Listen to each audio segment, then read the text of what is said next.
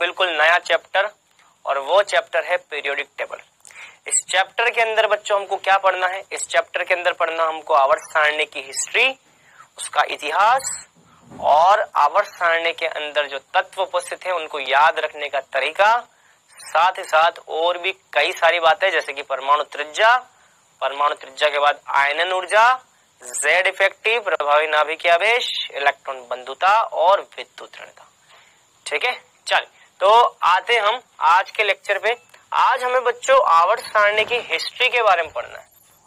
आवर्त सारणी की उत्पत्ति हुई कैसे, आवर्त सारणी के निर्माण के पीछे की कहानी क्या है, क्या इतिहास है उसका, शुरुआत कहां से हुई, वो सारी बातें आज हम करने वाले हैं। लेकिन उससे पहले हम बात करेंगे पीरियोडिक टेबल को याद करने की। ये है बच्चों पीरियोडिक टेबल। एक बार आप इसको देखो, मैं साइड में आ जाता हूं, ठीक है। आवर्त सारणी आपने एक नजर घुमा ली होगी ना, नजर ही घुमानी अभी आपको, ठीक है। आगे का काम मैं करवाऊंगा आपको, ठीक है।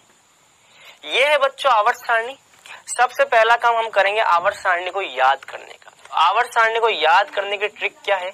सबसे पहले हम ट्रिक की बात करेंगे। आपको बच्चों इस आवर्त सारणी के अंदर सभी तत्वों को याद करने की जरूरत नहीं है। बात समझ में आ रही मैं क्या बोल रहा हूं? आपको इस आवर्त सारणी के अंदर सभी तत्वों को याद करने की जरूरत नहीं है। मैं आपको कुछ तत्व हैं जो कि आपको बार बार काम में लेने हैं, जिन पे क्वेश्चंस पूछे जाते हैं, बार बार पूछे जाते हैं, और जिनके द्वारा हम इस चैप्टर को समझ सकते हैं, वो मैं आपको बताता हूँ। इस आवर्त सारणी को याद रखने की क्या क्या ट्रिक है, कितने वर्ग, कितने समूह, कौन कौन सी बातें हमको याद रखनी है, वो मैं आपको आज के इस लेक्चर में सबसे पहले बताने वाला हूँ। तो सबसे पहले हमको बच्चों इस पहले वर्ग को याद रखने की ट्रिक ध्यान होनी चाहिए। सबसे पहले आज हम स्टार्ट करने वाले ट्रिक। तो सबसे पहले बच्चों जो ये पहला वर्ग है, बेटा ध्यान रखना, इसको हम बोलते हैं पहला वर्ग, इसको हम बोलते हैं दूसरा वर्ग। ये जो खड़ी रेखा है ना बेटा, ये खड़ा कॉलम, इसको हम बोलते हैं वर्ग, बोलते हैं बेटा, क्या बोलते हैं? वर्ग। ये दूसरा खड़ा वर्ग है, ये तीसरा खड़ा वर्ग है, चौथा, पांचवा, छठा, सातवां, ये जो खड़े कॉलम है ना बेटा, इनको हम वर्ग बोलते हैं। तो टोटल 1 से लेकर के और 18 तक के वर्ग हमारी आवर्त सारणी में बच्चों उपस्थित है। तो हमें ये 1 से लेकर के 18 तक के जो वर्ग हैं, इनमें हमको तत्वों को याद करना। तो सबसे पहले हम पहले वर्ग की बात करेंगे बेटा। पहले वर्ग में आता है ली, ना, की, रब से फरियत, ठीक है। इसको हम बोलते हैं लिथियम। लिथियम मतलब कि ली, ना मतलब कि सोडियम, नेट्रियम, ली, ना, की, पोटेशियम, रब से रुबिडियम, सीजियम, रब से फरियत। ये हमको पहले वर्ग में याद रखना। चल इसके बाद आते हैं हम दूसरे वर्ग पे।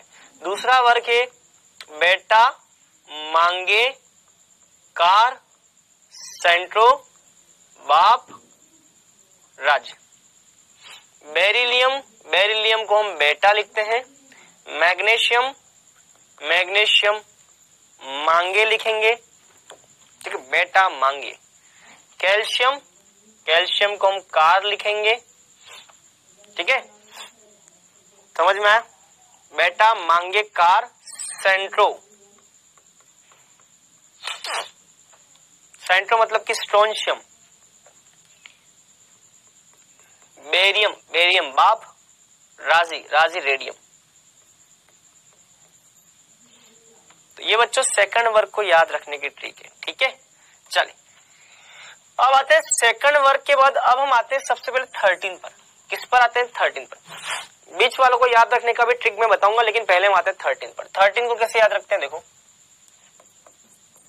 वर्ग 13 तो boron, aluminium, gallium, indium, thallium.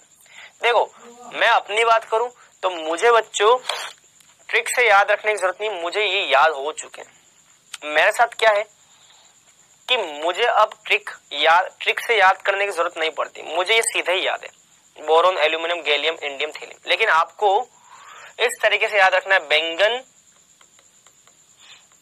आलू, गाजर इन थैला। ठीक है, बैंगन, आलू, गाजर इन थैला। इस तरीके से आपको याद रखना है। इसी तरीके से वर्ग 14 है। वर्ग 14 में सिलिकॉन, जर्मेनियम, ठीक है, सिलिकॉन, जर्मेनियम, सॉरी माफ करना, कार्बन से स्टार्ट करेंगे इसको। हाँ, कार्बन, सिलिकॉन, जर्मेनियम, टीन और lead. Carbon, silicon, germanium, tin और लेड। मैंने इसकी ट्रिक बता रखी है, मतलब कि मैंने जो बना रखी है, सी मतलब कि केमिस्ट्री, केमिस्ट्री से जी सबको प्रॉब्लम। ठीक है, ये ट्रिक मैंने बता रखा है, केमिस्ट्री से जी सबको प्रॉब्लम, ये ट्रिक हमने यहाँ पे बना रखा है। अच्छा, 15वां क्या है? नाइट्रोजन, फास्फोरस, आर्सेनिक, एंटीमनी और बिस्मथ, ये तत्व है। तो मुझे तो सीधा याद है, मुझे ट्रिक से याद करने की जरूरत नहीं। देखो मेरे को सीधा याद है, देखो nitrogen, phosphorus, arsenic, antimony, bismuth, सीधा याद है। आपको ऐसे याद रखना है, नाना पाटेकर, नोना नहीं है, नोना नहीं है, ठीक है, नाना है ये, नाना पाटेकर, असरानी, सब बीमार। नाना पाटेकर, असरानी, सब बीमार, ये याद रखना है, ठीक है। वर्ग 16 की बात करें तो oxygen, sulphur, selenium, tellurium, polonium. मुझे ट्रिक से याद करने की जरूरत नहीं है, मुझे डायरेक्ट याद है, ऑक्सीजन, सल्फर, सेलेनियम, टेल्यूरियम और पोलोनियम। आप ऐसे लिख सकते हैं इसको, ओ सखी से टीपो। मान लो आप एग्जाम देने गए, किसी लड़की को कुछ नहीं आता है, तो आप अरे ओ सखी, सखी से टीप लो, अपनी सखी से टीप लो, तो ओ सखी से टीप लो, टीपो, ठीक है। वर्ग 17 की बात करें तो fluorine, chlorine, bromine, iodine, astatine, ठीक है। तो इसकी ट्रिक हो जाएगी बेटा, फिर कल बाहर आएगी। इसकी ट्रिक क्या होगी बेटा, फिर कल बाहर आएगी, और इसको आप अपने हिसाब से याद रख लेना, एस्टेटाइन को अपने हिसाब से याद कर लेना। तो ये बच्चों कुछ ट्रिक है। अच्छा, वर्ग 18, चलो 17 हो गया, 17 के बाद वर्ग 18। वर्ग 18 की बात करता हूं मैं, वर्ग 18। वर्ग 18 में बच्चों helium, neon, argon, krypton, xenon और रेडोन, ठीक है। इसको कैसे याद करते हैं बेटा, हीना, नीना और कटरीना। जिसको कटरीना अच्छी लगती है वो कटरीना लिखे, जिसको करीना कपूर अच्छी लगती है वो करीना कपूर। आपको क्या अच्छी लगती है, क्या अच्छी लगती है भैया, कटरीना अच्छी लगती है, करीना, देख लो, ठीक है। और ये हो जाएगा जीनोन और रेडोन, एक्सरे, इसको हम एक्सरे लिख लेंगे, हीना, नीना और कटरीना, एक्सरे, ठीक है। चलो ये हो गया भैया। चलो तो पहला वर्ग हो गया, दूसरा हो गया, 13, 14, 15, 16, 17, 18, ये हमको याद हो गया, ट्रिक बता दी मैंने आपको।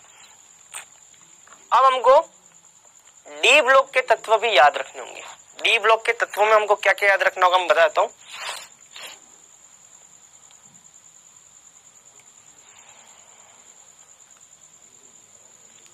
चलो इसमें हम सबसे पहले इसकी बात करते हैं, scandium, titanium, vanadium, chromium, manganese, iron, cobalt, निकल, कॉपर और जिंक, ठीक है। तो देखो डी ब्लॉक के तत्व आते हैं बीच में, ये सभी डी ब्लॉक के तत्व बेटा, ये सारे के सारे डी ब्लॉक के तत्व कहे जाते हैं। इनको हम कैसे याद रखेंगे, देखो मैं आपको बता देता हूं इसको। तो यहाँ पे ऐसे आएगा, स्कैंडियम, टाइटेनियम, मुझे सीधा याद है, मुझे ट्रिक से याद नहीं करना है, मुझे सीधा याद है। देखो scandium, titanium, vanadium, chromium, manganese, iron, cobalt, निकल, कॉपर, सिंक। तो हम लोगों को सीधा याद है। कई बच्चे ऐसे याद करते हैं, स्कूल टीचर भी करती मना, फिर कोई नहीं, कुछ भी आगे, फिर कोई नहीं क्यों जानता, कोई भी बना दो कुछ भी। तो आप ऐसे बना सकते हो, स्कूल टीचर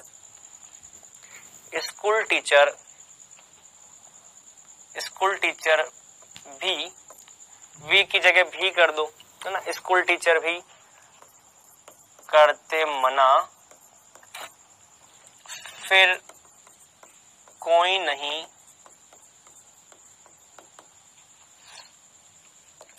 नहीं क्यों जानते। ऐसा कुछ भी बना दो बेटा, ऐसा कोई ट्रिक बना दो, ठीक है। चलो इसके बाद में है, देखो इसके बाद नीचे क्या था, yttrium, zirconium, niobium, molybdenum, technetium, ruthenium, rhodium, palladium, argentum और कैडमियम। तो देखो, यार जरा निभाना मोहब्बत ताकि रूठे रहे पड़े आज चंद्रकांत। देखो, यार जरा निभाना मोहब्बत ताकि रूठे रहे पड़े आज चंद्रकांत। इसकी ट्रिक तो हम याद कर सकते हैं, यार जरा निभाना, इट्रियम, जर्कोनियम, नायोबियम, मोहब्बत, मोलिब्डेनम, यार जरा निभाना मोहब्बत ताकि टेक्नीशियम, रुथेनियम, रूठे रहे पड़े आज चंद्रकांत, ठीक है। Yttrium, zirconium, niobium, molybdenum, technetium, ruthenium, rhodium, palladium, argentum, cadmium. चलो फिर अगला क्या, lanthanum, hafnium, tantalum, tungsten, rhenium, osmium, iridium, platinum, gold, mercury.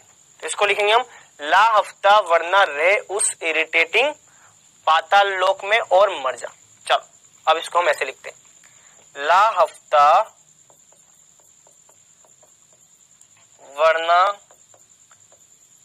रे उस इरिटेटिंग पाताल लोक में और मर जा। देखो, ला हफ्ता, हफ्ता मांग रहा है ये कोई, क्या मांग रहा है ये, हफ्ता। ला हफ्ता, ला हफ्ता,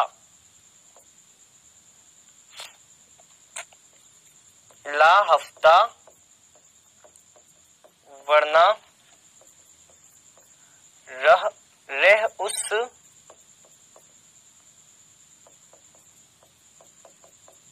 इरिटेटिंग समझते हो, चिड़चिड़ा, इरिटेटिंग पाताल लोक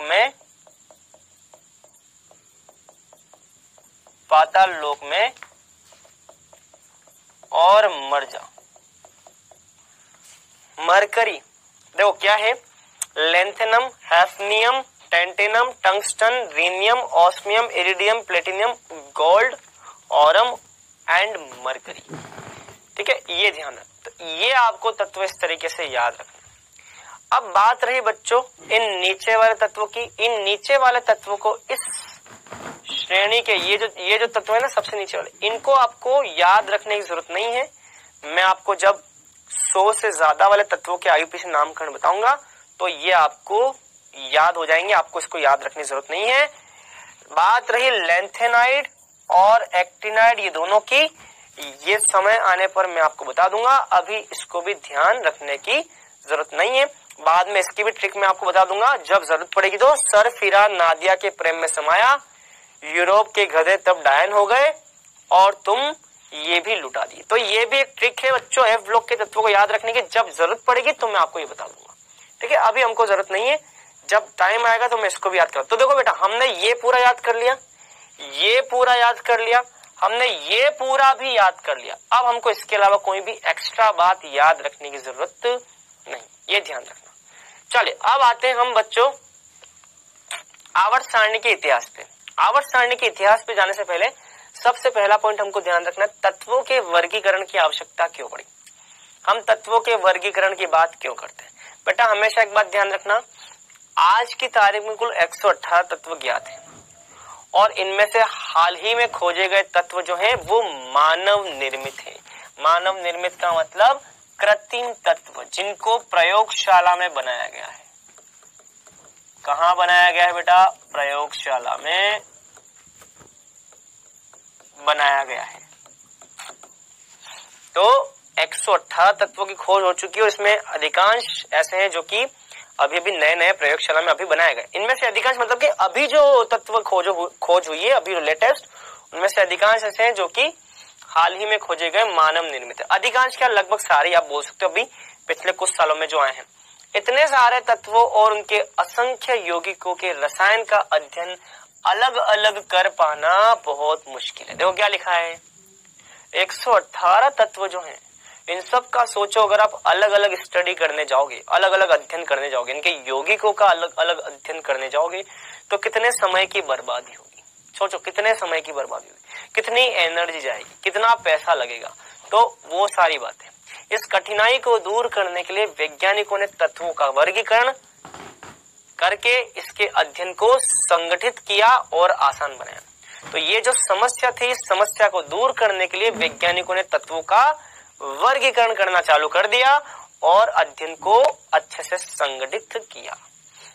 इस संक्षिप्त तरीके से सभी तत्वों से संबंधित रासायनिक तथ्यों का अध्ययन तर्क संगत रूप से तो कर लिया गया, कर ही सकेंगे, भविष्य में खोजे जाने वाले अन्य तत्वों के अध्ययन में भी मदद मिलेगी। ये पॉइंट बोल रहा है कि अगर आपने वर्गीकरण को अच्छे से कर लिया ना, तो वर्गीकरण को अच्छे से संक्षिप्त तरीके से सभी तत्वों से संबंधित रासायनिक तथ्यों का अध्ययन जो है वो तर्क संगत लॉजिकल तरीके से करने में आसानी होगी और भविष्य में खोजे जाने वाले दूसरे तत्वों का अध्ययन भी हम आसानी से कर सकते हैं। ये सारे फायदे। हिस्ट्री के अंदर बच्चों सबसे पहले आता है डोब्राइनर का त्रिक नियम। डोब्राइनर का त्रिक नियम बोलता है कि इसमें समान गुणों वाले तत्वों के तीन तत्वों के समूह बनाए गए। डोब्राइनर ने सबसे पहले क्या किया, जब तत्वों के वर्गीकरण को करना स्टार्ट किया तो इसने तीन वर्गों के तीन तत्वों के समूह बनाए, वर्ग बनाए। तो तीन तत्वों के क्या बनाए, वर्ग बनाए, समूह बनाए। और इन तीन तत्वों के समूह को क्या बोलते हैं, त्रिक बोलते हैं बेटा। क्या बोलते हैं, त्रिक बोलते हैं। इसमें मध्य वाले तत्व का परमाणु भार अन्य दो तत्वों के परमाणु भार के समानांतर माध्य अथवा तीनों तत्वों के लगभग समान परमाणु द्रव्यमान होता है। ठीक है, तो जैसे कि मान लो लिथियम, सोडियम, पोटेशियम, पहला तत्व और तीसरा तत्व, इनके परमाणु भारों का जो माध्य होगा, इन दोनों के परमाणु भारों का जो माध्य होगा वो बीच वाले तत्व के परमाणु भार के बराबर या लगभग बराबर होगा। यही था डोब्राइनर का त्रिक नियम। तो डोब्राइनर ने क्या किया, तीन तत्वों के समूह बनाए जिसमें पहला तत्व और अंतिम तत्व के परमाणु भार का जो औसत था वो बीच वाले तत्व के परमाणु भार के पूरी तरह से समान या लगभग समान था। इसी तरह से बात करें हम फेकोनी, फेकोनी के अंदर भी बच्चों लगभग समान परमाणु द्रव्यमान देखा गया, बीच वाले तत्व का लगभग समान परमाणु द्रव्यमान देखा गया। कुछ तत्वों के लिए ही यह सीमित था, अतः इसे क्या कर दिया गया, अमान्य कर दिया गया। चलिए अब आता है बच्चों न्यूलैंड का अष्टक नियम। क्या आता है बच्चों, न्यूलैंड का अष्टक नियम। न्यूलैंड ने सर्वप्रथम तत्वों के रासायनिक गुणों को उनके परमाणु द्रव्यमान से संबंधित किया। इसके अनुसार यदि तत्वों को उनके परमाणु द्रव्यमान के बढ़ते हुए क्रम में व्यवस्थित इस प्रकार किया जाए कि आठवें तत्व के गुण पहले तत्व के गुणधर्म के समान होते हैं। फिर डोब्राइनर के त्रिक नियम के बाद में कौन है, न्यूलैंड का अष्टक नियम। चल इसको समझते हैं। न्यूलैंड नामक वैज्ञानिक ने क्या किया, तत्वों को परमाणु भार के बढ़ते हुए क्रम में जमाना चालू कर दिया। कैसे जमाना चालू कर दिया बेटा, तत्वों को परमाणु भार के बढ़ते हुए क्रम में जमाना चालू कर दिया। जैसे कि आपने संगीत की ध्वनि के बारे में सुन रखा है, आपने संगीत की ध्वनि सा रे गा मा पा धा नी सा सुन रखा है। आपने संगीत की ध्वनि में सा रे गा मा पा धा नी सा, तो पहला सा है और आठवां लेटर भी सा है, सा रे गा मा पा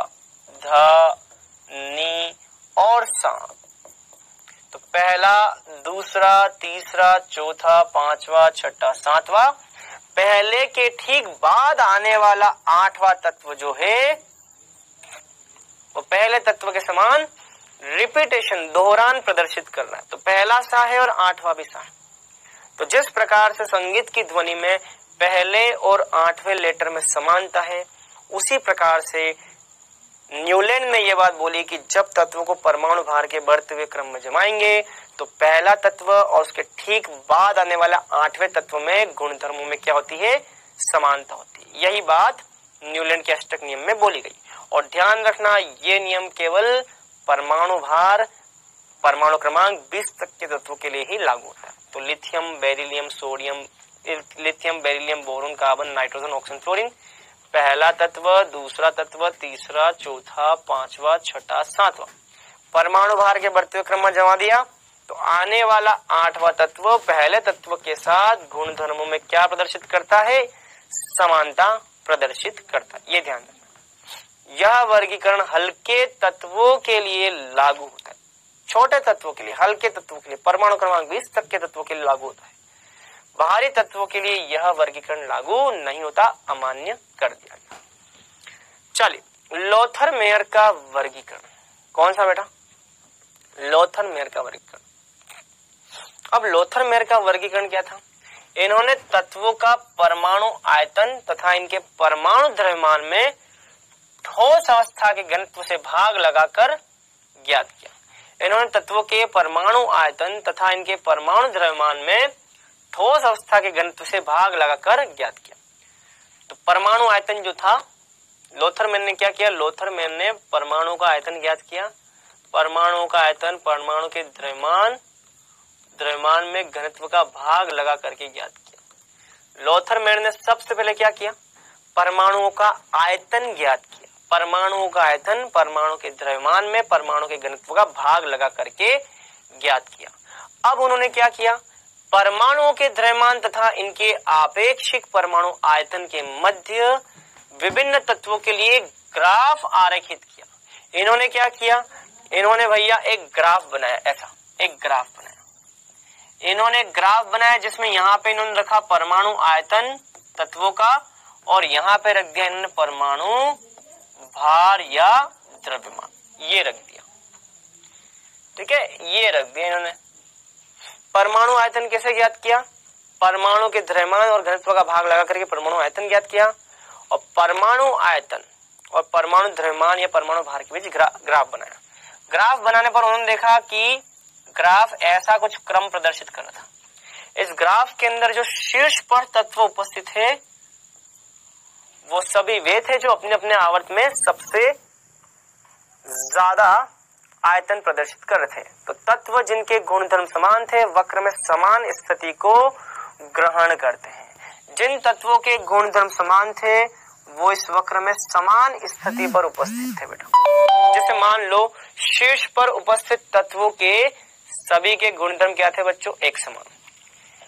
इस वक्र में ऊपर चढ़ते हुए, जो ऊपर चढ़ रहा है ना वक्र, ये आरोही क्रम में जाते हुए वक्र की बात करें तो इस पर उपस्थित तत्व आरोही क्रम पर जाते हुए वक्र में उपस्थित यहाँ जो तत्व है, आरोही क्रम में जाते हुए यहाँ जो तत्व है, आरोही क्रम में ऊपर जाते हुए यहाँ जो तत्व है, आरोही क्रम ऊपर चढ़ते हुए क्रम में जो तत्व उपस्थित है उनके गुणधर्म समान थे। अवरोही नीचे की ओर ऊपर उतरता हुआ ये जो ग्राफ है वहां पर जो जो तत्व उपस्थित है उनके गुणधर्म क्या थे, समान थे। तो एक समान स्थिति पर उपस्थित तत्वों के गुणधर्म क्या थे, समान। जैसे कि क्षारीय धातु, क्षारीय धातु के परमाणु आयतन अधिक होता है तो वक्र के शीर्ष पर उपस्थित है। वक्र के शीर्ष पर जो भी होंगे वो सब क्या होंगे, क्षारीय धातु, क्योंकि उनके आयतन सबसे होते हैं, समान स्थिति पर थे क्षारीय धातु। संक्रमण तत्व वक्र के गर्त में थे। वक्र के गर्त में मतलब कि यहाँ पे थे संक्रमण तत्व, वक्र के गर्त में। ये क्या है, ये गर्त है। वक्र के गर्त में कौन थे, संक्रमण। हैलोजन तत्व जो थे वक्र में आरोही भाग पर थे। आरोही मतलब कि ऊपर चढ़ता हुआ भाग, ये जो ऊपर चढ़ता हुआ भाग है इस ऊपर चढ़ते हुए भाग में, आरोही भाग में हैलोजन थे। बहुत बढ़िया। क्षारीय मृदा धातु वक्र के अवरोही भाग में थे। क्षारीय मृदा धातु जो थे वो बेटा वक्र के अवरोही भाग में, नीचे की तरफ, यहाँ नीचे उतरते हुए, नीचे उतरते हुए। क्षारीय मृदा धातु जो थी वो वक्र के अवरोही भाग में थे। उपरोक्त परीक्षणों के आधार पर उन्होंने यह निष्कर्ष निकाला कि तत्व का परमाणु आयतन मतलब कि भौतिक गुण इनके परमाणु द्रव्यमान का आवर्ती फलन है। परमाणु द्रव्यमान के अनुसार तत्वों के परमाणु आयतन जो होते हैं वो उनके आवर्ती फलन होते हैं। इसे अमान्य कर दिया गया क्योंकि यह प्रायोगिक उपयोगिता प्रदर्शित नहीं करता। ठीक है, तो ये बच्चों लोथर-मेयर का वक्र है। एग्जाम में आ जाए तो आ जाए, लेकिन इसमें कभी क्वेश्चन बनता नहीं। ठीक है, तो ठीक है, पॉइंट्स देख लेना, इसको पढ़ने की जरूरत नहीं है ज्यादा। अब आते हैं मेंडलीव की आवर्त सारणी। इसमें से क्वेश्चन बनने के चांस होते हैं। इसके अनुसार तत्वों के भौतिक और रासायनिक गुणधर्म इनके परमाणु द्रव्यमान के आवर्ती फलन होते हैं। परमाणु द्रव्यमान के आवर्ती फलन होते हैं मतलब कि इस नियम के अनुसार यदि तत्वों को परमाणु भार के बढ़ते हुए क्रम में जमा दो, beryllium, boron, carbon, nitrogen, oxygen, fluorine, तत्वों को परमाणु भार के बढ़ते हुए क्रम में जमा दो तो एक निश्चित अंतराल के पश्चात आने वाले जो तत्व हैं वो गुणधर्मों में समानता प्रदर्शित करते हैं। जैसे कि लिथियम, लिथियम के बाद beryllium, boron, carbon, nitrogen, oxygen, fluorine. तत्वों को यदि बढ़ते हुए परमाणु भार के क्रम में जमा दिया जाए, तत्वों को यदि बढ़ते हुए परमाणु भार के क्रम में जमा दिया जाए तो एक निश्चित अंतराल के पश्चात आने वाला तत्व जो होगा वो पहले वाले तत्व के समान गुणधर्मों में समानता प्रदर्शित करेगा। ये है बच्चों मेंडलीव की आवर्त सारणी का नियम। मेंडलीव की आवर्त सारणी का आधार क्या था? परमाणु द्रव्यमान। ये ध्यान रखना बेटा। उन्होंने ज्ञात तत्वों को परमाणु द्रव्यमान के बढ़ते हुए क्रम में जमाया। तत्वों को परमाणु द्रव्यमान के बढ़ते हुए क्रम में जमाया। सबसे कम, उससे ज्यादा परमाणु द्रव्यमान, उससे ज्यादा, उससे ज्यादा, उससे ज्यादा, उससे ज्यादा, ऐसे परमाणु द्रव्यमान के बढ़ते हुए क्रम में जमाया। ठीक है, इस प्रकार व्यवस्थित किया कि समान गुणों वाले तत्व एक समान ऊर्ध्वाधर कॉलम में स्थित थे।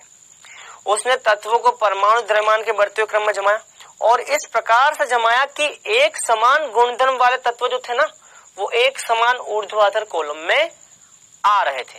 तो ये यहाँ पे लिखा हुआ है। तथा जहां आवश्यकता थी वहां रिक्त स्थान भी छोड़ा गया।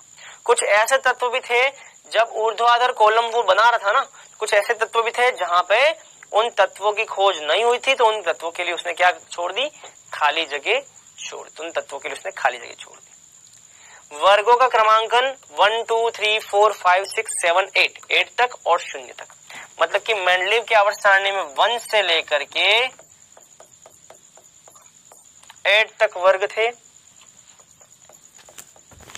साथ ही साथ यहाँ पे एक 0 वर्ग, इस नाम से भी एक वर्ग बाद में जोड़ा गया जो कि अक्रिय गैस से संबंधित वर्ग था।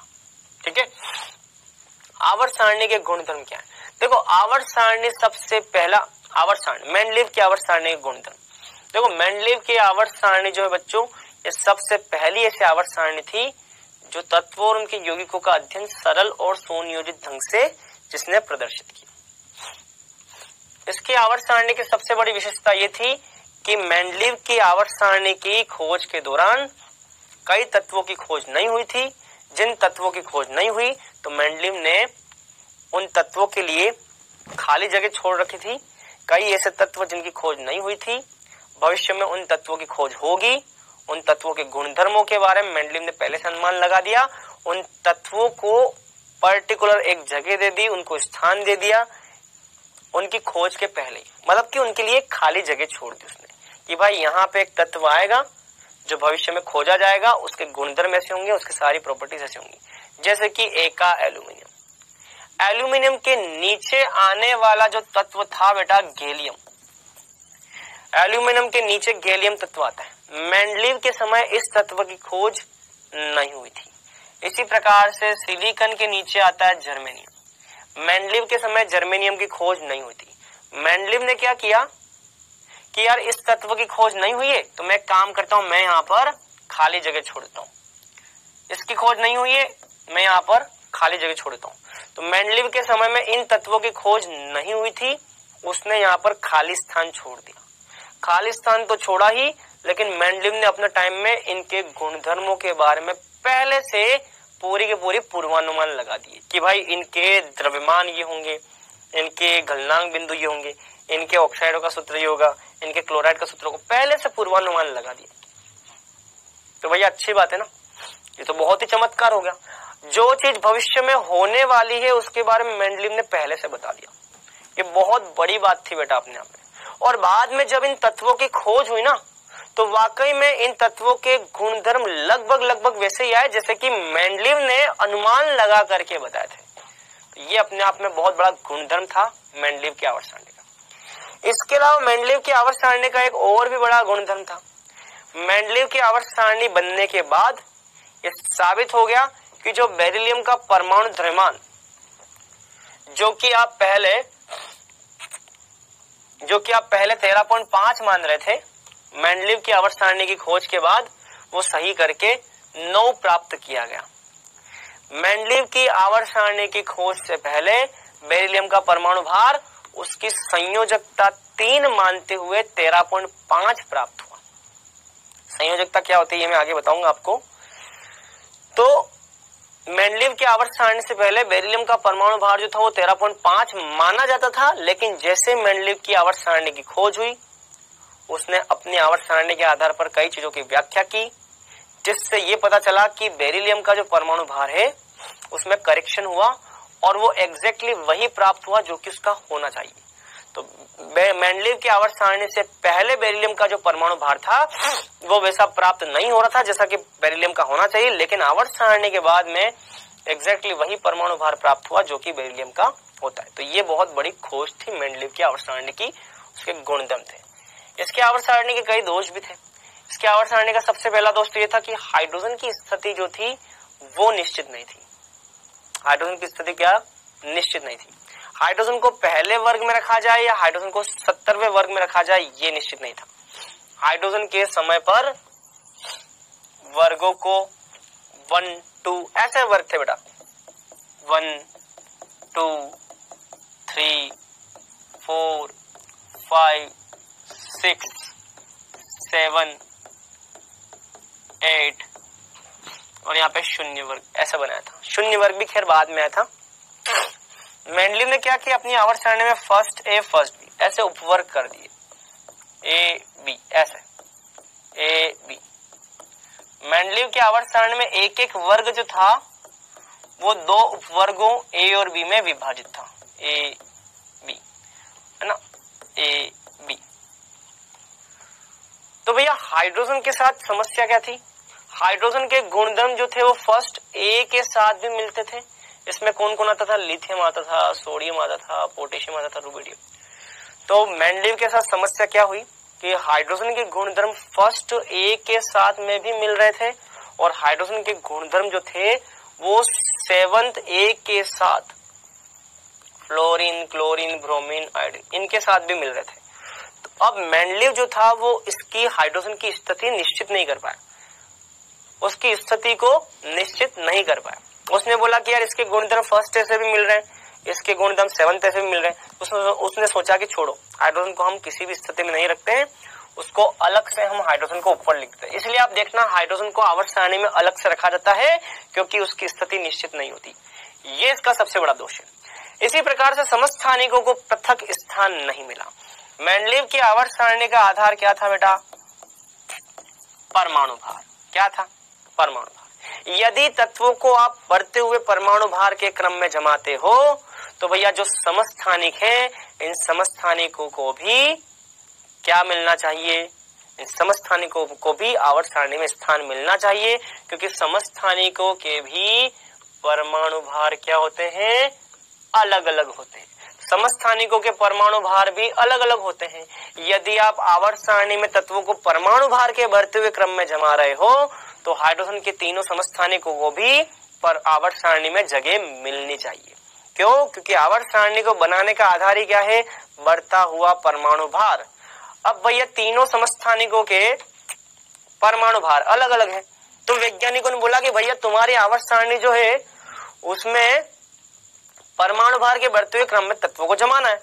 तो भाई इन तीनों के भी तो परमाणु भार बढ़ते हुए क्रम में, जमाओ इनको भी। बट मेंडलीव के पास इस बात का कोई जवाब नहीं था। उसने समस्थानिकों को स्थान अपनी आवर्त सारणी में नहीं दिया, तो पृथक स्थान नहीं दिया गया, ये ध्यान रखना।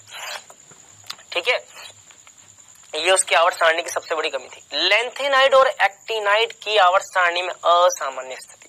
बेटा मैंने आपको ये बताया था ना कि लैंथेनाइड एक्टिनाइड को हम बाद में पढ़ेंगे। ये लैंथेनाइड और एक्टिनाइड जो थे ना, इसको भी आवर्त सारणी में सही जगह नहीं मिल पाई। मेंडलीव की आवर्त सारणी में इसको अलग से स्थिति रखी गई, तो मेंडलीव की आवर्त सारणी में सही प्लेस इनको नहीं मिल पाया। तो आवर्त सारणी में असामान्य स्थिति थी, आवर्त सारणी में लैंथेनाइड एक्टिनाइड को अलग से रखा गया। आवर्त सारणी की एक सबसे बड़ी कमी क्या थी, मैं आपको बताता हूं। मेंडलीव ने बोला कि यदि आप तत्वों को बढ़ते हुए परमाणु भार के क्रम में जमाओगे तो समान गुणधर्म वाले तत्व जो होंगे वो एक खड़े कॉलम में आएंगे, ये मेंडलीव ने बोला था। लेकिन यहाँ पे ये बात गड़बड़ हो गई। मेंडलीव की आवर्त सारणी में तत्वों को परमाणु द्रव्यमान के बढ़ते हुए क्रम में जमा तो दिया, लेकिन कहीं कहीं पर इस बढ़ते हुए परमाणु द्रव्यमान के क्रम का पालन नहीं हो रहा था, जैसे कि आर्गन और पोटेशियम। मेंडलीव ने बोला कि तत्वों को मैं उनके परमाणु भार के बढ़ते हुए क्रम में जमाऊंगा, लेकिन मेंडलीव ने खुद ने इस बात का पूरी तरह से पालन नहीं किया। उसने क्या किया, उसने आर्गन को पहले रखा और आर्गन के बाद उसने पोटेशियम को रखा।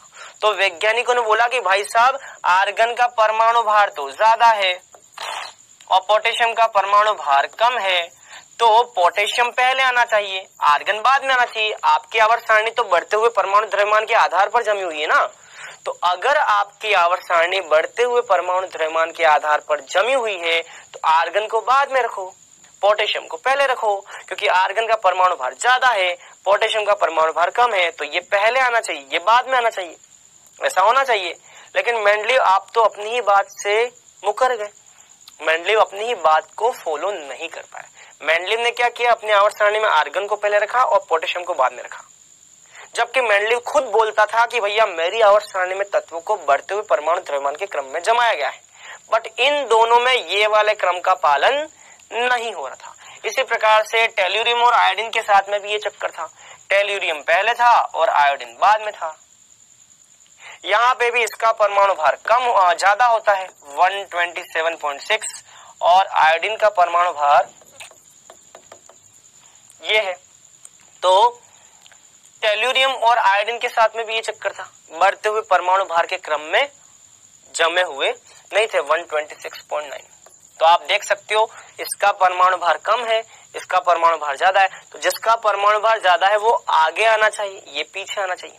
बढ़ते हुए परमाणु भार का क्रम का पालन यहाँ पर भी नहीं हो रहा था, ये भी मेंडलीव की आवर्त सारणी की सबसे बड़ी कमी थी। इसी प्रकार से जो तत्व समान गुणधर्म वाले थे, मेंडलीव ने बोला था कि मेरी आवर्त सारणी ऐसी बनाऊंगा कि जिन तत्वों के गुणधर्म समान है वो एक ही खड़े कॉलम में आएंगे, लेकिन ऐसा नहीं हो पाया। समान तत्वों को विभिन्न वर्गों जैसे कि कॉपर और मरकरी, ये दोनों समान तत्व थे, लेकिन इन दोनों को फर्स्ट बी और सेकंड बी में रखा गया। जबकि मेंडलीव तो बोल रहा है कि भाई मेरी आवर्त सारणी ऐसी बनी हुई है जिनमें समान गुणधर्म वाले तत्व एक ही वर्ग में आएंगे, लेकिन ऐसा नहीं हो पाया। कॉपर और मरकरी दोनों के गुणधर्म समान होने के बाद में भी उन दोनों को अलग अलग वर्ग फर्स्ट बी और सेकंड बी में रखा गया, ये सबसे बड़ी कमी थी। और जिन तत्वों के गुणधर्म समान नहीं थे, असमान थे, जिन तत्वों के गुणधर्म समान नहीं थे, असमान थे, उनको एक ही वर्ग में रख दिया। जैसे कि क्षारीय धातु, क्षारीय धातु मतलब कि सोडियम, पोटेशियम, रुबिडियम, लिथियम, ये सभी क्षारीय धातुएं कही जाती है बेटा। अब क्षारीय धातु और सिक्का धातु, सिक्का धातु मतलब कि कॉपर, सिल्वर, गोल्ड, ये सब सिक्का धातु है। इनके गुणधर्म क्या है, अलग अलग।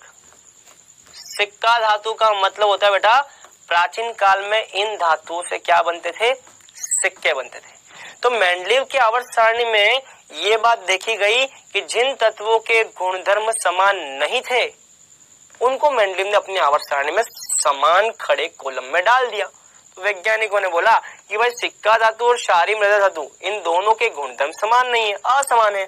फिर आपने इनको फर्स्ट ए और फर्स्ट बी मतलब कि फर्स्ट वर्ग के अंदर दोनों को क्यों रखा, इसको फर्स्ट ए में रख दिया, इसको फर्स्ट बी में रख दिया, लेकिन है तो दोनों फर्स्ट में ही, दोनों ही फर्स्ट वर्ग में, तो ऐसा क्यों भैया, ये सबसे बड़ा कमी था। तीसरा और सबसे लास्ट, आवर्तिता के कारणों की व्याख्या नहीं कर सका। मेंडलीव अपनी आवर्त सारणी में यह नहीं बता पाया कि तत्वों के गुणधर्म एक निश्चित अंतराल के पश्चात, तत्वों को परमाणु द्रव्यमान के क्रम में बढ़ते हुए क्रम में एक निश्चित मतलब तत्वों को जब बढ़ते हुए परमाणु द्रव्यमान के क्रम में जमाओगे तो एक निश्चित अंतराल के बाद गुणधर्मों की समान गुणधर्मों वाले तत्वों की पुनरावृत्ति होती है। इसका क्या कारण है? उसका कारण मेंडलीव अपनी आवर्त सारणी में स्पष्ट नहीं कर पाया। तो मेंडलीव अपनी आवर्त सारणी के अंदर जो आवर्तिता के कारण है, तत्वों को बढ़ते हुए परमाणु द्रव्यमान के क्रम में जमाने पर एक निश्चित अंतराल के बाद गुणधर्मों में समान गुणधर्म वाले तत्वों की पुनरावृत्ति होती है। इसका क्या कारण है? वो कारण मेंडलीव अपनी आवर्त सारणी में व्याख्या नहीं कर पाया था। तो आवर्तिता के कारणों की व्याख्या नहीं कर पाया कि समान गुणधर्म वाले तत्व जो होंगे उनमें रिपीटेशन क्यों होता है, क्या कारण है, वो नहीं बता पाया। उसके बाद में आती है बच्चों आधुनिक आवर्त सारणी, मोजले की आवर्त सारणी। इसने ले ली मौज किसकी? मेंडलीव की। तो मोजले की आवर्त सारणी बच्चों यहां से होती है कहानी असली शुरू। यहीं से हमको मुख्य रूप से चीजों को पढ़ना है, यहां से बनते हैं क्वेश्चन आपके एग्जाम में निश्चित तौर पे। तो अभी तक हमने जो इतिहास पढ़ा बेटा, वो इतिहास तो पढ़ना ही है, लेकिन उस पर ज्यादा दिमाग ना लगाएं, उसमें ज्यादा जोर ना लगाएं। हल्की हल्की बातें जो मैंने बताई है बस वो ध्यान रख लें। लेकिन आपके एग्जाम में क्वेश्चन बनते हैं यहां से। यही है वो सेगमेंट जहां से हमें अच्छे से पढ़ना है। यहां से क्वेश्चन बनते हैं, यहां से शुरुआत होती है इस चैप्टर की मुख्य रूप से। यहां से हमें बच्चों बहुत ही बढ़िया तरीके से स्टडी करनी, एक एक पॉइंट हमें क्लियर होना चाहिए। चलो अब हम बात करते हैं आवर्त सारणी की। बच्चों ये आधुनिक आवर्त सारणी, मोजले की आवर्त सारणी को हम आधुनिक आवर्त सारणी भी बोलते हैं। मतलब कि आज वर्तमान में जो आवर्त सारणी प्रचलित है, मार्केट में आप जो आवर्त सारणी देखते हो या हमने जो आवर्त सारणी शुरुआत में देख रखी है, ये आवर्त सारणी, ये है बच्चों आधुनिक आवर्त सारणी।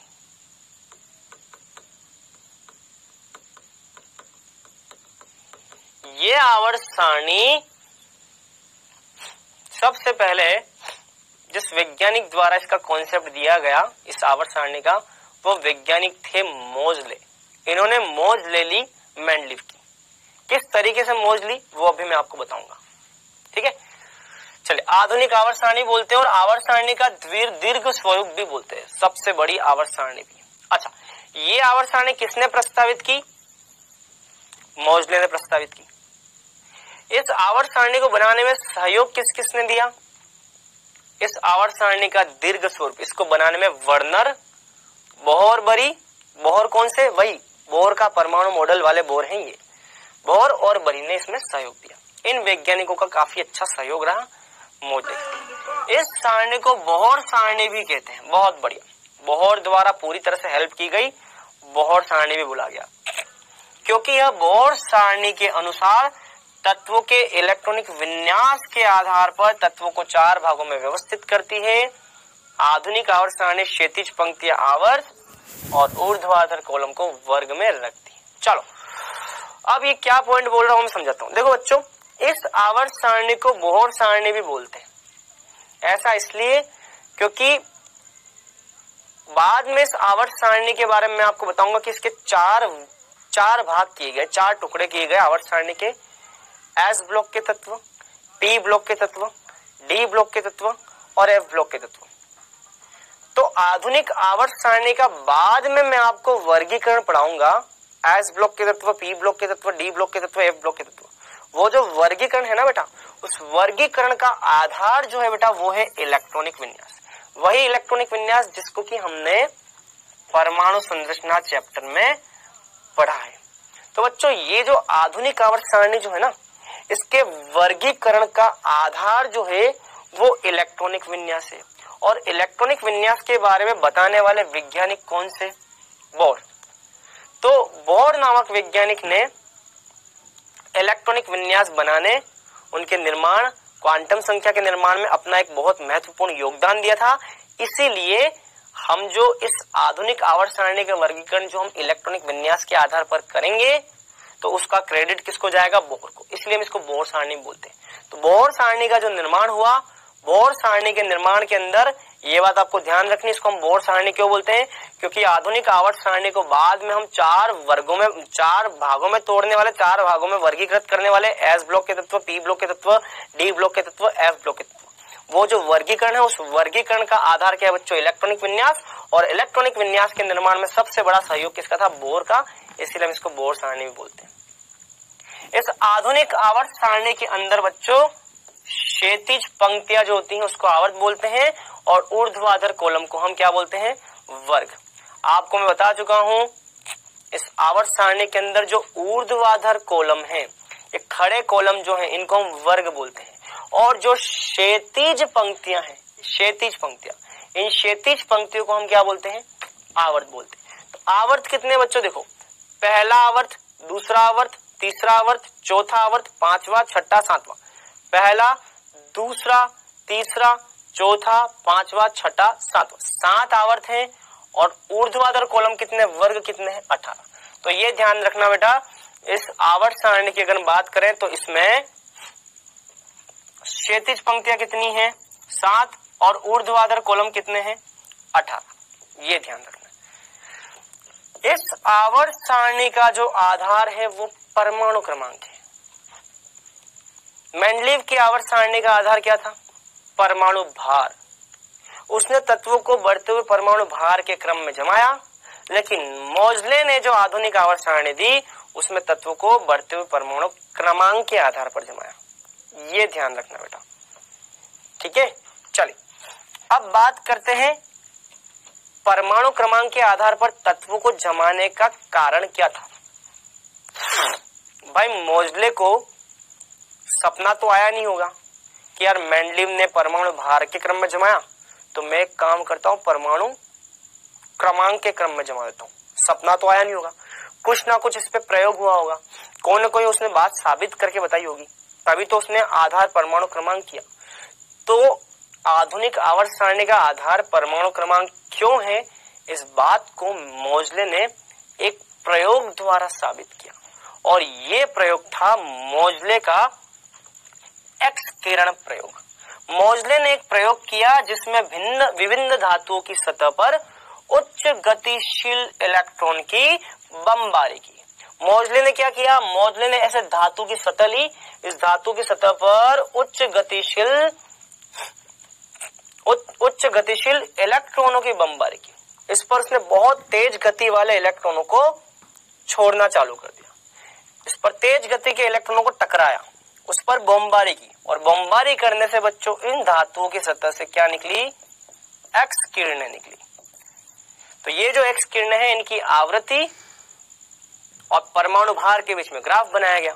तो मोजले ने एक प्रयोग किया जिसमें विभिन्न धातुओं की सतह पर इलेक्ट्रॉनों की बमबारी की और निकलने वाली एक्स किरणें मतलब एक्स किरणों को प्राप्त किया। ये जो एक्स किरणें हैं, इन एक्स किरणों की आवृत्ति और परमाणु क्रमांक के बीच में उसने ग्राफ प्रदर्शित किया। इसने एक्स किरणों की आवृत्ति न्यू, उसके अंडर रूट और परमाणु क्रमांक के बीच में ग्राफ खींचा। वो ग्राफ उसको सीधी रेखा प्राप्त हुआ। क्या प्राप्त हुआ बेटा? सीधी रेखा। जबकि यही ग्राफ उसने आवृत्ति के वर्गमूल और परमाणु भार ए के बीच में बनाया तो ग्राफ सीधी रेखा प्राप्त नहीं हुआ। ग्राफ जो था वो थोड़ा सा विचलित हो रहा था। तो जब परमाणु भार, एटॉमिक मास और आवृत्ति इनके बीच में ग्राफ बनाया तो ये पूरी तरह से सीधी रेखा प्राप्त नहीं हो रहा। देखो ये ग्राफ सीधी रेखा प्राप्त नहीं हो रहा, लेकिन परमाणु क्रमांक और आवृत्ति के वर्गमूल इसके बीच में ग्राफ बनाया तो ये बिल्कुल एक सीधी रेखा प्राप्त हुआ। इसका मतलब मोजले ने सोचा कि अच्छा, तत्वों के जो गुणधर्म हैं वो परमाणु भार के आवर्ती फलन ना होकर के परमाणु क्रमांक के आवर्ती फलन होने चाहिए, क्योंकि अगर परमाणु भार के आवर्ती फलन होते ना तो यहाँ पर ये ग्राफ एक सीधी रेखा प्राप्त होना चाहिए था, लेकिन ग्राफ सीधी रेखा प्राप्त नहीं हुआ। ग्राफ ऐसे थोड़ा थोड़ा विचलन प्रदर्शित करता। अगर परमाणु भार के अनुसार अगर तत्वों के गुणधर्म उनके आवर्ती फलन होते तो ये ग्राफ ऐसे विचलित ना होकर के सीधी रेखा प्राप्त होता, लेकिन यहाँ पे सीधी रेखा प्राप्त नहीं हो रहा है। सीधी रेखा प्राप्त कहाँ हो रहा है? परमाणु क्रमांक। परमाणु क्रमांक के बढ़ते हुए क्रम में जमाओगे तो उनके गुण धर्मों की क्या होगी? पुनरावृत्ति होगी। तो ये मोजले का जो प्रयोग था उससे ही ये साबित हुआ। तो बच्चों यहाँ पे एक समीकरण दी उसने बाद में, √ν बराबर az-b। ध्यान रख लेना, समीकरण है, ठीक है। मोजले ने यह निष्कर्ष निकाला कि तत्वों के भौतिक और रासायनिक गुणधर्म उनके परमाणु भार के आवर्ती फलन नहीं है, उनके परमाणु क्रमांक के आवर्ती फलन। परमाणु क्रमांक के बढ़ते हुए क्रम में जमाओगे तो एक निश्चित अंतराल के पश्चात गुणधर्म में पुनरावृत्ति होगी, नहीं तो नहीं होगी। फिर है आधुनिक आवर्त नियम। इसी प्रयोग के आधार पर मोजले ने वर्तमान आधुनिक आवर्त नियम दिया। उस आधुनिक आवर्त नियम में एक बात में परिवर्तन किया। मेंडलीव ने जहां पे परमाणु भार लिखा था उसने यहाँ पे परिवर्तन करके, मोजले ने यहाँ परिवर्तन करके परमाणु क्रमांक कर दिया। बस इतना ध्यान रखना आपको। तो वर्गों के भौतिक और रासायनिक गुणधर्म परमाणु क्रमांक के आवर्ती फलन होते हैं, ये बात यहाँ पर आधुनिक आवर्त नियम में बोली गई। इसलिए जब तत्वों को परमाणु क्रमांक के बढ़ते हुए क्रम में जमाया गया तो एक निश्चित अंतराल के बाद समान गुणधर्म वाले तत्वों की पुनरावृत्ति होती है। मेंडलीव ने क्या बोला था? तत्वों को बढ़ते हुए परमाणु भार के क्रम में जमाओगे तो निश्चित अंतराल के बाद उनके समान गुणधर्म वाले तत्वों में पुनरावृत्ति होगी। लेकिन इसने बोला कि ना, परमाणु क्रमांक के बढ़ते हुए क्रम में जमाओ, तब निश्चित अंतराल के पश्चात समान गुणधर्म वाले तत्वों में पुनरावृत्ति होगी। ये हमको बोलना जरूरी है। आवर्तिता, जब तत्वों को परमाणु क्रमांक के बढ़ते हुए क्रम में जमाएंगे तो कुछ निश्चित अंतराल के बाद तत्वों के गुणधर्म की पुनरावृत्ति होती है। जैसे कि एक आवर्त में, अगर एक आवर्त में बात की जाए तो अंतिम कक्ष हमेशा क्या होता है? समान होता है, लेकिन इलेक्ट्रॉनों की संख्या धीरे धीरे वृद्धि होती है। जैसे कि यहाँ देखो, lithium, beryllium, boron, carbon, nitrogen, oxygen, fluorine, ये सभी बच्चों द्वितीय आवर्त के तत्व हैं। कौन से आवर्त के तत्व हैं? ये सभी तत्व द्वितीय आवर्त के। इन सभी तत्वों में अंतिम कक्षा होती है बेटा इनकी आवर्त संख्या के बराबर, और वो क्या है? 2।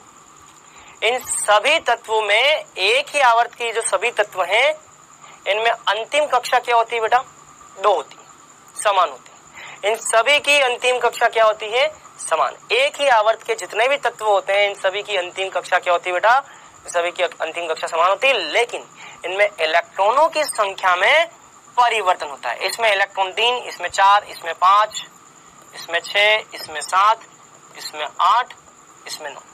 तो ध्यान रखना, एक ही आवर्त के अंदर आने वाले जितने भी तत्व हैं इनकी अंतिम कक्षा समान होती है, लेकिन इलेक्ट्रॉनों की संख्या में भिन्नता होती है। अंतिम कक्षा समान, लेकिन इलेक्ट्रॉनों की संख्या धीरे धीरे वृद्धि होती है। 3, 4, 5, 6, 7 ऐसे वृद्धि होती है। और एक ही वर्ग में आने वाले तत्व जो है उनमें अंतिम कक्षा में इलेक्ट्रॉन की संख्या समान होती है, लेकिन n का मान क्या होता है?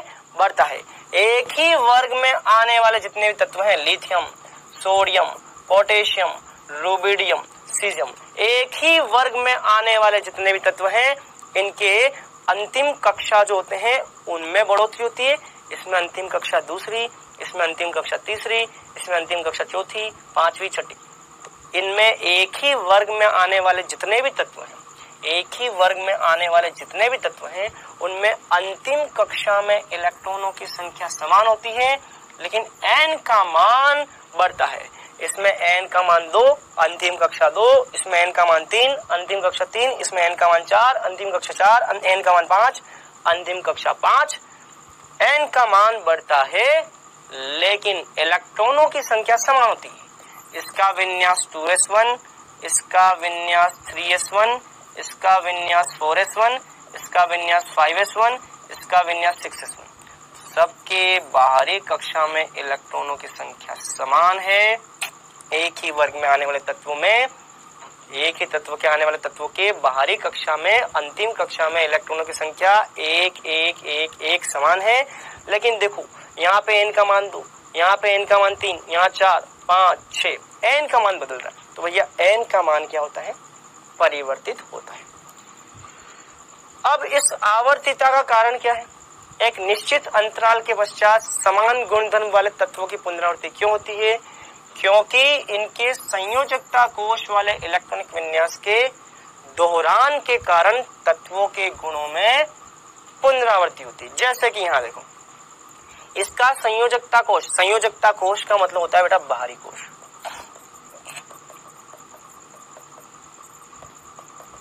संयोजकता कोश का मतलब बाहरी कोश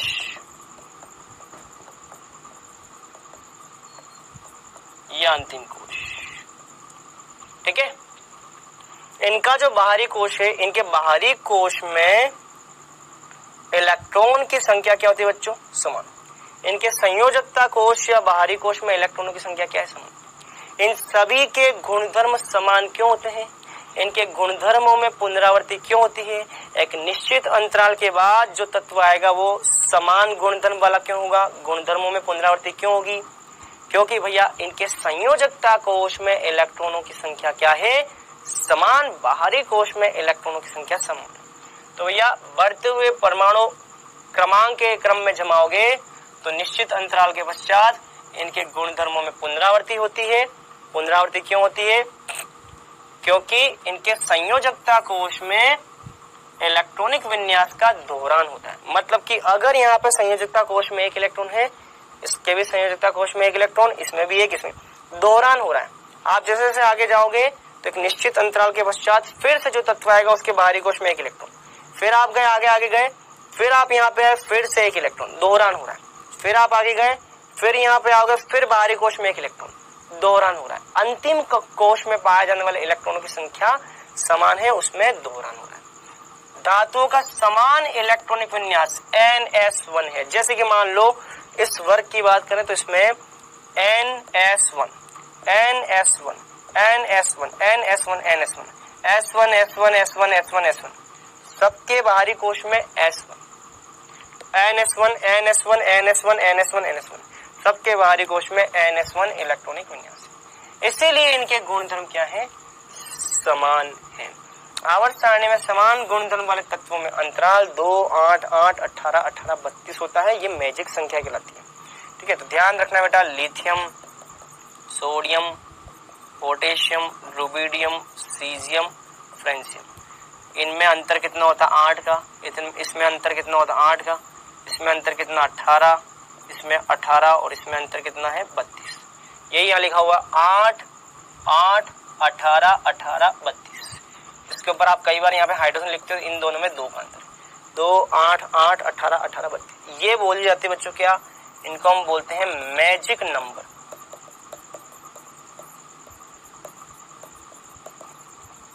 इसको हम बोलते हैं मैजिक नंबर, मैजिक संख्या, जादुई संख्या बोलते हैं बेटा इसको। ये ध्यान रखना है, ठीक है। चलिए, तो ये पूरा था आधुनिक आवर्त सारणी के कुछ गुणधर्म।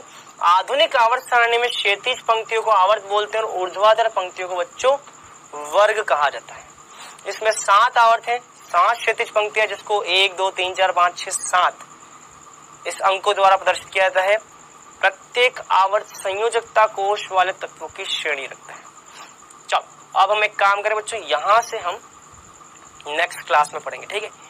ये वाला पॉइंट मैं आपको अगली क्लास में पढ़ाऊंगा, आज हम यहीं तक देखेंगे, इससे आगे हम नेक्स्ट क्लास में कंटिन्यू करेंगे। चलो पहले हम आते हैं क्विज पर।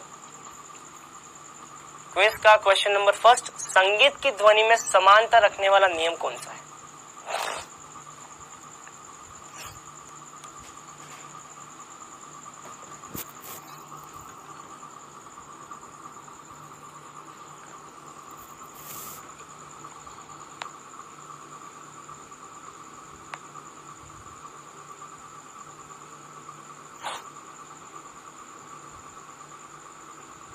चलिए आते हैं दूसरे क्वेश्चन पे। आयरन में अयुग्मित इलेक्ट्रॉनों की संख्या कितनी है?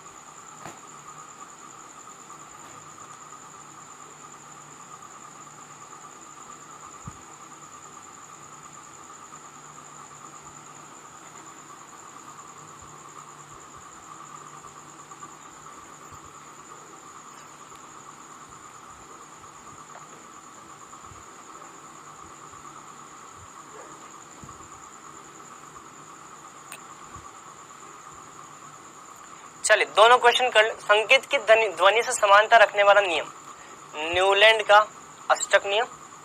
आयरन में अयुग्मित इलेक्ट्रॉन की संख्या, चलो इसका विन्यास क्या है, इसका विन्यास ये है बेटा,